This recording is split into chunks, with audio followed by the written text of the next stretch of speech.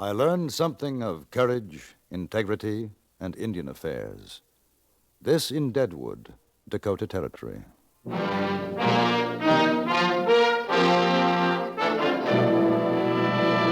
Frontier Gentlemen.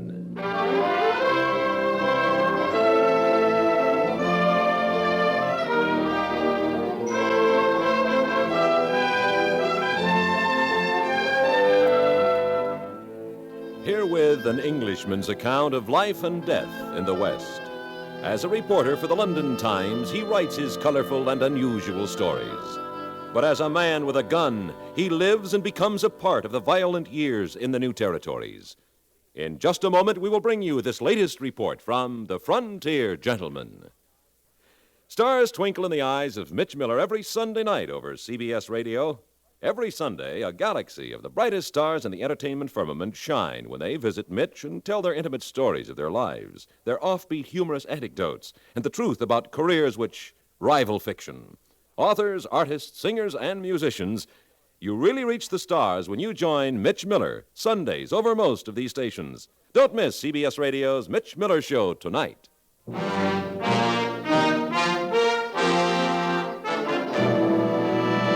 Now, starring John Dehner, this is the story of J.B. Kendall, Frontier Gentleman.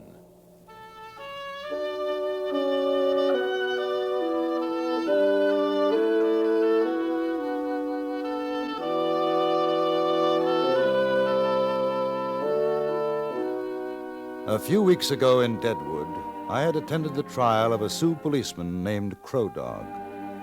He had killed a great chief, Spotted Tail, and refused to offer any defense for his crime. The man was convicted and sentenced to hang. When I returned from Cheyenne following the horse race, I found a message at my hotel asking me to call at my earliest convenience on Mr. Harry Clum, whom I remembered to be Crow Dog's attorney. I went immediately to his office. Mr. Kendall? Yes. I recall seeing you at the trial. Won't you sit down? Thank you. I understand you're to be congratulated. Oh, you mean winning the race? Well, I was lucky. You made quite a name for yourself between here and Cheyenne. I had good advice and a good horse. Oh, modesty. I shall refrain from embarrassing you further. Now, let me speak of the subject at hand. You're a newspaper correspondent, are you not, Mr. Kendall? As I understand, writing for the London Times. Yes. I assume that you've attended trials in the past, both here and in England. Several. Well, our procedures are perhaps somewhat crude in comparison to those you have witnessed, but I believe for the most part honest endeavors in the name of the law. And if you're referring to Crow Dog's trial, I think it was fair, yes. But justice it was not, sir. He didn't kill Spotted Tail? Yes, sir. Yes, he killed him. But why? Why? Are you suggesting self-defense? The white man's connotation, no. But to a Sioux, to Crow Dog, perhaps yes. You didn't mention anything like that during the trial. I couldn't. I was honor bound not to. Crow Dog had sworn me to secrecy. In divulging what I believe to be true, you must give me your word of honor to respect the confidence, sir. Of course, but I don't see what... In order to save my client, Mr. Kendall, to put it bluntly, well, I wish you to intercede. How? What could I do? Well, sir, perhaps through the use of your great newspaper. I must exhaust every possibility to save Crow Dog. Time's growing short. Now, first, let me tell you of the circumstances in the crime. Of course, you recall the victim, Spotted Tail. Oh, yes, he was one of the chiefs who went to Washington for the conference in 1870, wasn't he? Exactly. Spotted Tail, Sitting Bull, That's right. Red Cloud, Yes. Swift Bear, a dozen more of the great chiefs. I remember. Yeah. I shall not go into the devious maneuverings of plot, counterplot, jealousies, but suffice to say, there were factions within the Sioux Nation constantly at war with each other, as well as the white man. Well, Just bear with me, sir. We come now to Crazy Horse. After his capture and treacherous imprisonment, he tried to escape and was killed. Murdered, perhaps, is the better word. Well, I'm afraid I don't follow you. What has this to do with Spotted Tail and Crow Dog? It was the followers of Spotted Tail who seized Crazy Horse, held him while the soldier bayoneted the chief. Spotted Tail was an enemy of Crazy Horse? There are those who say so. Envy, hatred. And Crow Dog killed Spotted Tail for revenge. Huh? It's possible. Was Crow Dog a follower of Crazy Horse? I don't know. But you said he swore you to secrecy. He must have told you... Oh, he told me nothing. All that I have stated is surmise, sir. But I had reason to feel that it was close enough to the truth. I took it to Crow Dog and suggested that we use it in his defense. He refused. Did he admit that it was true? He denied nothing, admitted nothing. All that he would say was that were such a defense to be used, it would rekindle the flames of jealousies, even war between the nations. And he still wouldn't tell you why he killed Spotted Tail? No. Perhaps inadvertently I'd stumbled on the reason. Now, according to Sioux custom, Crow Dog made a settlement with the relatives of the dead man. But because of Spotted Tail's importance, the government decided to prosecute Crow Dog. When is the day of execution? Well, sir, unless my plea for a stay is allowed, it's next week, Monday. Well, do you think if the facts, at least as you believe them to be, if they were known, it would make a difference? Well, it might. But even were I to send my story to London, it would be weeks, even months before it's printed. Oh, I realize that, sir. But I thought that you might have some influence with the authorities in Washington. Oh, no, not the slightest. Now, the only thing I can suggest is that you try to make Crow Dog tell the truth as to why he killed Spotted Tail. I'm afraid it's useless. He's not afraid to die. In fact, he'd rather do so than divulge whatever reason he had for the killing. I don't think it would be much use, at least not to Crow Dog, but I should very much like to see him. Oh, well, sir, I might be able to arrange that. If you'll talk to me, there's always the possibility that something will slip out. Well, I'll go down and see John Molson. He's the jailer. A fair man. I'm sure he'll consent to the interview. The next evening, accompanied by Mr. Clum, I went to the jailhouse and there met John Molson, who had given his permission for us to see Crow Dog. I wished as how all the prisoners was as easy to handle as that Injun. Make my work a lot easier. Has he talked to you much, John? No, sir. Just polite is all. Thanks for whatever little thing I can do to make his last days comfortable. These fine evenings, I give him leave to sit around in the courtyard. Ain't no call to leave a man locked up while he waits to die. Aren't you afraid he might try to escape? I asked him to give his word on that. He gave it. I trust him. Well, you'll be wanting to see him. Oh, Mr. Kendall, on second thought, I think perhaps it'd be best if I weren't present when you interview him. He might not say anything at all then. Tell him that I sent you. We're good friends. Shall I mention what we discussed? As a last resort, yes. Although he'll know I broke a confidence, but if you feel it'd be helpful, by all means, yes. After all, sir, I am trying to save his life. I'll just wait here, John. Sure, Mr. Clum. Hey, Crow Dog. You got a visitor to see.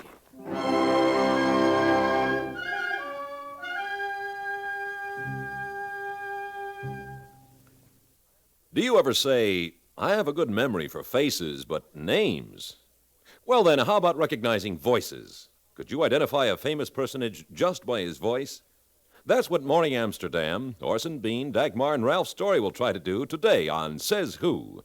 Maybe you can place the voice before the panel does when CBS Radio brings you Says Who over most of these stations.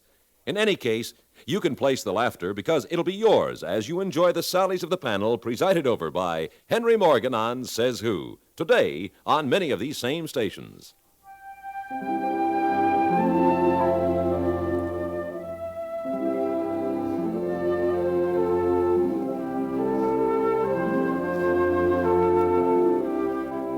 Crow Dog was a man of indeterminate age. Possibly because of his incarceration and the strain of waiting for execution, he appeared older than he actually was. He sat on a tree stump, a worn blanket wrapped about his shoulders, watching the lengthening shadows engulf the sunlit wall of the courtyard. As we approached, he looked up, then got to his feet, standing quietly, a little nod to his jailer, Molson. Hey, Crow Dog, this feller's Kendall. He writes on a newspaper a long, long way off, over big seas. Place called England. He's a friend of Mr. Clum. You are a friend of Mr. Clum? Yes, I said I'd like to talk to you, and he thought that you wouldn't mind. I not mind. I'll leave you fellas to powwow. Come on back to the office when you're through, Kendall. Right. Mr. Clum in good health? Yes. I not see him these past days. And he's working very hard to get you a stay of execution. He not be able to. I will die. Where did you learn to speak such good English, Crow Dog? Many places. I was interpreter between chiefs and soldiers. I learned more on reservation and when I become policeman. I was at your trial, and I've often wondered why you'd give no reason for what you did. The sun is almost gone. It becomes cool. We will walk, if you not mind. Not at all. These walls, almost every day I see them. They grow closer to me. The courtyard is smaller. Have you got a family, Crow Dog? Yeah, family. Many relation. They are on reservation. Have they come to see you? No, this is a shame that cannot be. The white man's prison is not good place for family of Crow Dog. It is better for them to see me, remember me in other places at other times. You did kill Spotted Tail, didn't you? Yeah, I kill him. Do you think Mr. Clum is right in trying to save you from hanging? I kill as a Sioux. This a thing no white man can understand. Now, I die in the white man's way, a thing no Sioux understands. If you could go free, would you tell the truth as to why you killed Spotted Tail? No. It was a thing between us for no other ears. Was it because of Crazy Horse? Mr. Clum give his word to me. He has broken it. He wants to save you. He thought I might be able to help. He has told no one else. When he gave his word, I trusted him as I would trust few white men. You can still trust him. The time for him to have broken his word was at the trial. He didn't do so. You can't blame him because he wants to help you now, before it's too late. He think what he wishes about Crazy Horse. I have nothing to say. Will you tell Mr. Molson there's a chill? I am ready to go inside. Yes. I wish I could do something to help you, Crow Dog. There is no need. I thank you. Goodbye.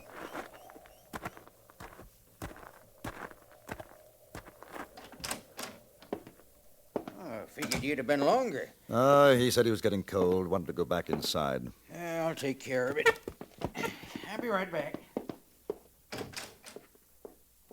Well, Mr. Kendall, would he say anything? Nope. You mentioned Crazy Horse? Yes, I think it was a mistake. He seemed to feel worse about you breaking your word than the fact he's going to hang. Perhaps it was wrong, I don't know. It was a small hope at best. Except now I suppose he feels that he's lost his last friend. On what grounds have you applied for a stay of execution? Flimsy, terribly weak. If the government is determined that he shall hang, and I'm afraid they are, there's no chance. I based it upon the fact that he had satisfied tribal law by paying the settlement. That if tribal custom forbade him giving just and good reason for his act, that in itself is mitigating circumstance calling for a new trial. You know, from what I've seen out here, Mr. Clum, it must be very difficult to enforce your laws on the Indians. Oh, for both sides, sir, for both sides. We to impress our wills, they to understand why we do it. Crow Dog said something like that when I was talking to him. I sometimes wonder whether we're right, sir.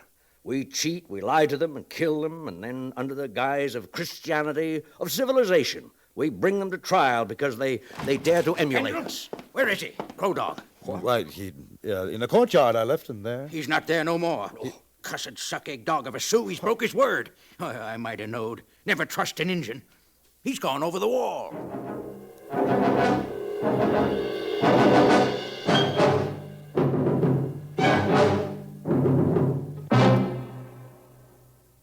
7 nights a week is The World Tonight, summarizing the state of the world and peace around it.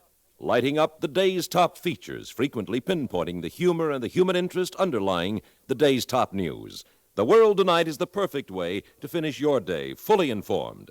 Listen tonight on CBS Radio for The World Tonight, coming your way on most of these same stations.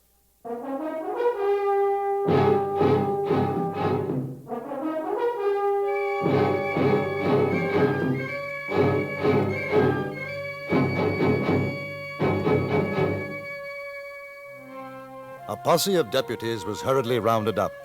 They searched Deadwood and the outlying areas throughout the entire night, but Crow Dog had disappeared. The next morning, Mr. Clum and I were called down to John Molson's jail office. Another man was seated, obviously waiting for us. He chewed on a sliver of wood and had an odd habit of keeping his head lowered and watching us under the brim of his hat. His name was Gene Geddes. His badge proclaimed him a deputy marshal. I hear it was you, Kendall, was the last to see him. That's right. He give you any idea what he had in mind? Not that I can think of. Well, now, there's an important government prisoner escaped. My job's to get him back for hanging, ain't that so, Molson? Yep. So if that Injun said anything to you, maybe give us an idea where he was going. Well, that's what I want to hear about. Sorry, I can't help you. Well, what'd you talk about? His trial, testimony, or lack of it. I guess he told you he's innocent. They always are. As a matter of fact, no, he didn't. He spoke of his family. I asked if they had visited him. He said no. He didn't want them to see him in prison. Family, huh? I'll give you odds that's where he's gone, then. To the reservation? Sure. Figures the rest of his kind will hide him out.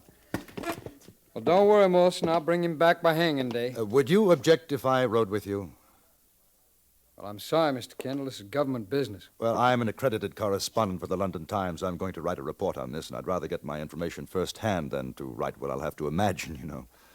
That's all right with me if the marshal says so. You'll have to see him first. The marshal was impressed with my credentials and had heard about my race from Deadwood to Cheyenne. I was given permission to accompany Geddes to the reservation. We left that afternoon. Is that the horse you won the race with? Yes, Don't look like he could have done it. he did. How come you're so interested in that Injun, Crow Dog? I'd like to find out why he killed Spotted Tail. And after meeting him, I'd rather not see him hanged. Well, mister, you being English and all, I guess you don't know about these people. I guess I'm being soft in the head to call them people, savages near to animals or not. You ever fight them? I've had to once or twice. You ever see what they do to folks? Women, children? It's not pleasant. Of course, I'm with you on one thing. Don't seem to matter if an Injun scalps another, but they got to learn the law. Keep them on the reservation and teach them the law. It's the only way. The only way for what? For peace. We licked them in war, now we gotta keep them licked.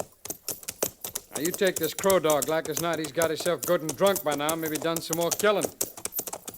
Next thing you know, he'll up and kill a white man. Ah, no, I don't think so. Oh, you don't, huh? Well, I seen raiding parties fresh off the reservation. I seen what they done to miners and settlers. Why do you think they'd do it? Why? Because they're no good red sons of guns who ain't got no more mind than a rattlesnake. I'm telling you. Biggest mistake we made was signing a peace. We should have killed every last one of them, then there'd be no more trouble. They ain't human. Do you mind if I ask you something? Why? Why do you hate Indians so much? Because a war party of Sioux killed my wife and 2 kids 5 years ago. They had to have a little fun first so they didn't die quick. That reason enough for you?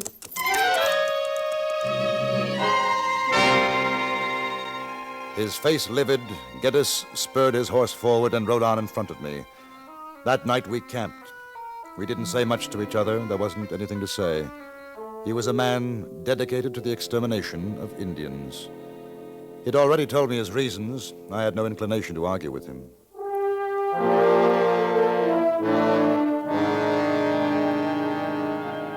Two days later, we arrived at the reservation.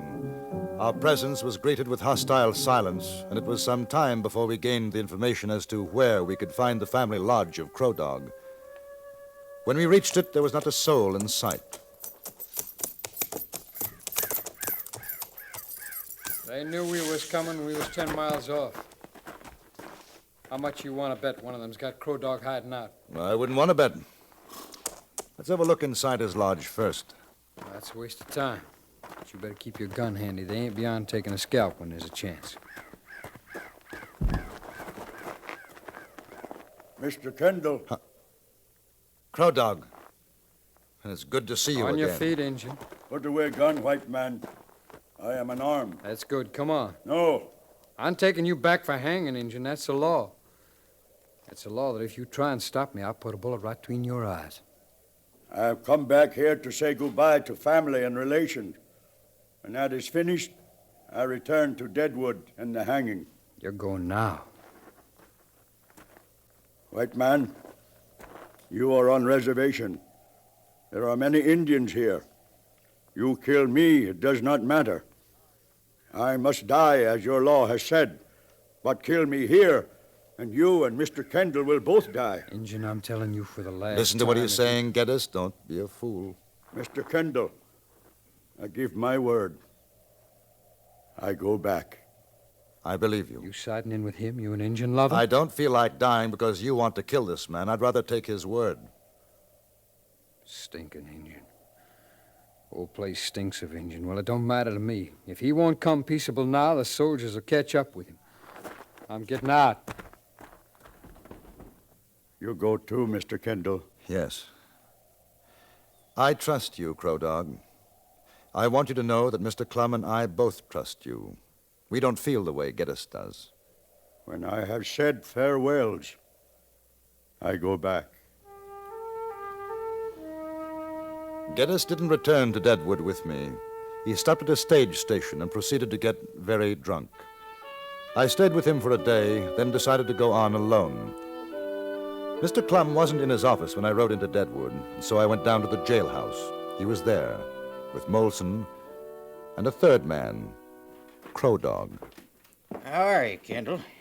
Where's Geddes? He'll be here later. A little trouble with his horse. Oh. Hello, Crow Dog. Glad to see you safe, Mr. Kendall. I'm glad to see you, Crow Dog. You not expect to, huh? I'm not sure I would have blamed you. In white man's eyes, I was a murderer. We must live as the white man tells us. So, I come back. Then you'd better return at once to the reservation, Crow Dog. Yeah, I go. Go? What are you talking about? A pardon, Mr. Kendall. While he was gone, a pardon came. Crow Dog is a free man. Mr. Clum was never able to find out just why the pardon had been granted. Perhaps it was in part due to his eloquent appeal, and then again, the Indian Agency may have felt an injustice had been done. It didn't really matter. For whatever reason, Crow Dog had gone home.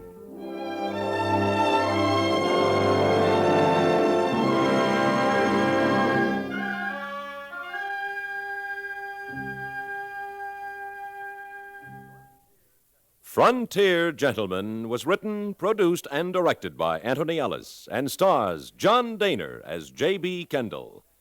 Featured in the cast were Ralph Moody, Joseph Kearns, Stacey Harris, and Jack Moyles.